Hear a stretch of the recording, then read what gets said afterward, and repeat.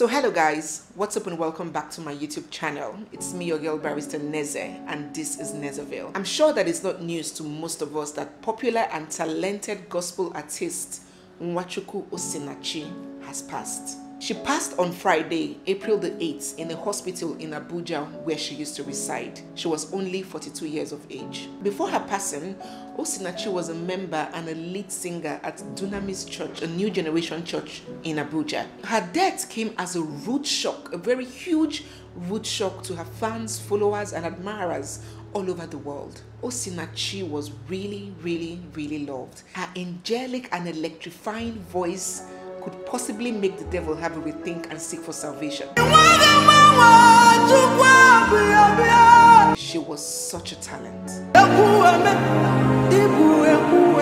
When news of Osinachi's death first hit the internet, the report was that she had died of pharyngeal cancer.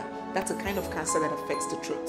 But as tributes poured in for Osinachi, news stories and accounts of the possible cause of Osinachi's death began to trickle in. One of the many people who came out to debunk this cancer story and alleged that Osinachi didn't die of cancer but died due to complications from domestic violence was Osinachi's sister herself, her elder sister, Favor Madi. She granted an interview to Vanguard, a popular Nigerian newspaper, where she revealed in shocking details all the abuse that Osinachi had been suffering for years in her marriage. She said, Osinachi did not die of cancer. The husband, Mr. Peter Nwachukwu, hit her with his leg on the chest. All this while, he has been beating her, but my sister hides all that she was passing through from us. Before now, we have told her to come out of the marriage. We told her that they are not divorcing, that it is just a separation, but she felt that God is against divorce. We told her that separation is not a sin, but just for her to stay alive and take care of her children. She would always tell us to relax, that the man will change. So when the man kicked her in the chest, she fell down and he took her to the hospital but did not even inform us. My brother had to ask the doctor what killed her, and the doctor said that there were clusters of blood in her chest. Each time we talked to her, she would be pleading for peace, and if we moved to act, she would tell us no, that we should remain calm. Apart from these serious, heart-wrenching allegations that Osinachi's sister has made, she also had a series of shocking revelations. First, she revealed financial abuse. She said despite Osinachi was 100% responsible financially for herself, her children, her husband, and running of the home, the husband, in an authoritarian fashion, had 100% control of all her finances. She alleged that her husband was the one that had all the accounts and access to all her earnings on YouTube. Any show that she is booked for is a husband that receives the payments and gives her a major amount to manage herself with. She alleged that in addition to the domestic violence, the physical violence that her sister had endured, she was also being financially manipulated. The husband ensured that Osinachi had very little access to her own money. Secondly, she said that her family, the family, Osinachi's family, had witnessed on several occasions Peter Nwachukwu, her husband, battering her. She said that her younger sister had given a very vivid account of the day they were traveling on the express and Peter was driving at a very risky and high speed. And the offense Osinachi committed was to plead with her husband to soft pedal and take it easy with the speed. And right in front of her younger sister, Mr. Peter allegedly landed her a hot, eye-spinning slap right in the car. He had severally threatened Osinachi's family, and he is reported to have said that if Osinachi does not make it back to her house alive, she would make it back dead. Favor, Osinachi's sister, also went further to say that Osinachi had constantly continued to give incessant excuses for her husband. She had pleaded, asked her family not to intervene in the crisis in her marriage. She is quoted to have said that her husband would change. Give him some time. I am praying for him. He will change. It is just the temptation. It is just the passing phase. We will come out victorious. He is not like this. Excuses upon excuses. But while Osinachi kept praying and hoping that her husband would change, kept enduring the physical, emotional, and financial abuse in her marriage, her husband never changed. On the contrary, he kept getting worse. Osinachi's sister was not the only one blowing hot as to the true cause of Osinachi's death. Frank Edwards, a fellow singer, took to his Instagram live to give his own account of Osinachi's marriage. He alleged that Osinachi had been severally, countless times, physically abused by her husband, both in private and in public. He said, one time in the studio, this man slapped her just because she wanted to record a song in Igbo against his will. She does not do anything on her own. She would say, please beg my husband. She was at his mercy. I didn't know the intensity of what she was going through. I didn't know how somebody would be jealous of the wife he claimed he loved. If this is true, was this really love? Frank Edwards went further to allege that the singer's husband was very controlling and would take all her earnings from her shows and performances, and that she was very, very secretive about what she was going through in her marriage. According to what he said, people have tried to invite her for their programs, but she will keep telling them that they must go through her husband first. They must beg her husband first. You can imagine that kind of marriage where you cannot take the slightest, the smallest, the most inconsequential decisions by yourself. You must seek your husband's consent to even do the smallest things for yourself, to run your own career, to pursue your own passion. Everything that has to do with you, your husband must stamp and seal and authorize it. He was in full control of her life, total control of her career, and it almost became a situation where it seemed like Osinachi Nwachukwu was merely a puppet in the hands of her husband.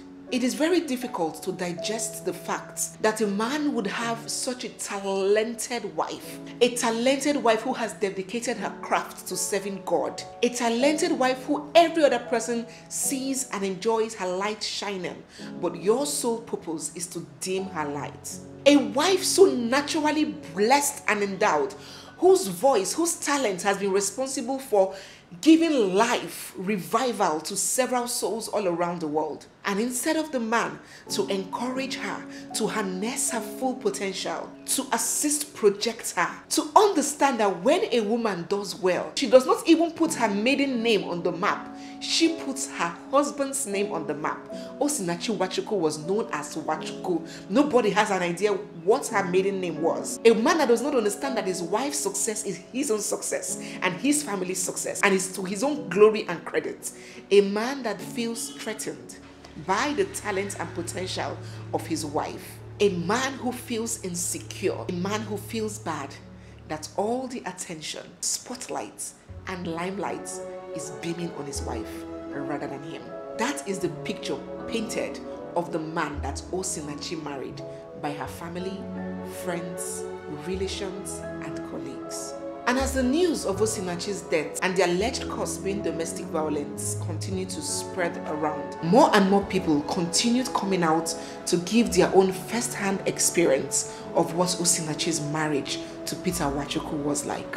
One particular lady, Chidema Ezogo, who claimed to be Osinachi's friend, mentioned that Osinachi had indeed been dying in silence. She reported that Osinachi was kicked in the chest vigorously and had been on life support for 5 days before she finally passed. Another disturbing incident that this Chidema recounted was one where she said that there was a time when Mr. Peter Nwachukwu, Osinachi's husband, tied her and gave her children canes to whip Osinachi. So Osinachi was tied while her own children were made to flog their mother, possibly for disobeying him or going against his dictates. You can imagine the level of torture, the level of trauma that Osinachi would have endured. Little wonder people say that when you hear her sing, she sings from the deepest point of pain and anguish, like she's trying to cry out to heaven to hear her, to help her, to save her, but help was not coming. It seemed like her voice was the only place where she could unleash the trauma that she was going through in her marriage. But while people took healing from her voice, she stayed bruised and unhealed. There was also a report that one Mrs. Joy Nunwe, a former managing director at NDDC, possibly touched by Osinachi's voice, gifted Osinachi a beautiful, well-furnished studio in Abuja. But Osinachi was never able to use it. Why? Because her husband didn't endorse of it, and her husband's consent was not sought before that gift was given. Hence, her husband barred her from making use of that studio. Countless accounts by several people have continued to make it out. People who claim had a direct relationship and interface with Osinachi during her lifetime and had a first-hand experience of what a turbulent and tumultuous marriage she endured. It is a surprise that the church is yet to issue an official statement as to what is making the rounds. While we hope that this comes out very soon, I cannot end this video without addressing the supposed complacency that the church has in the sufferings of women in Nigeria and in Africa as a whole, especially when it borders on the subject of domestic violence. Firstly, I think that pastors should stop telling women to go back to marriages where they are being abused. That is not a yardstick for a virtuous woman. It irritates me when I hear some pastors call women who have endured a painful marriage, who has endured an abusive marriage, they call them virtuous women.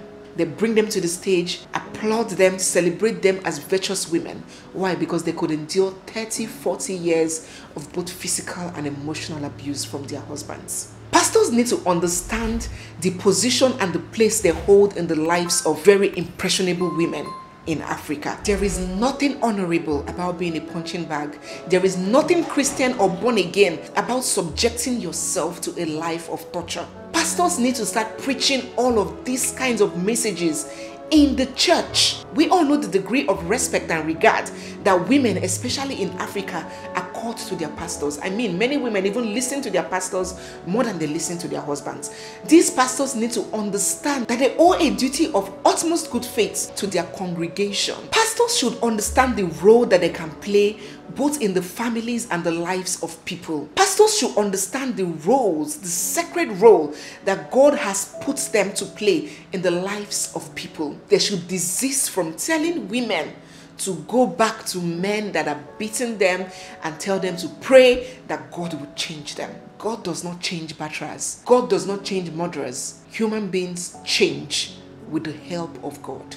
Secondly, the church, as I believe Christ made it to be, is supposed to be like a refuge, a pillar, a tower where people, distressed people, can run to confidently and seek shield and seek shelter and seek solace. But honestly, I do not see that in the church of the 21st century, in many churches of the 21st century. I believe that the church should be the #1 support group.